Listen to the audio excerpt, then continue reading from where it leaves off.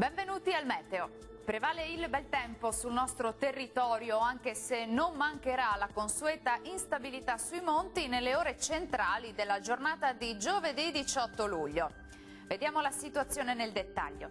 Sul Veneto avremo un ampio soleggiamento su tutti i settori, il cielo si presenterà sereno o al massimo con qualche nube a carattere sparso sulle Alpi, dove nel pomeriggio potrebbero aver luogo anche dei temporali fin verso le pianure veronesi e su quelle vicentine.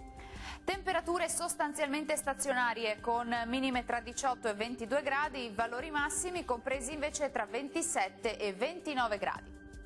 Ci spostiamo ora sul Friuli Venezia Giulia, dove avremo tanto sole ovunque, il cielo sarà sereno o al massimo poco nuvoloso. Qualche addensamento sui settori montuosi anche con isolati acquazzoni, specie durante le ore pomeridiane.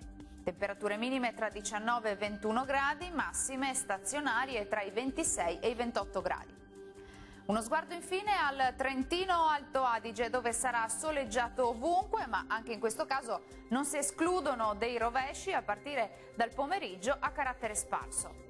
Temperature minime tra 15 e 17 gradi, massime oscillanti invece tra i 28 e i 29 gradi. Bene, dal meteo è tutto, vi lascio in compagnia di Antenna 3. Arrivederci.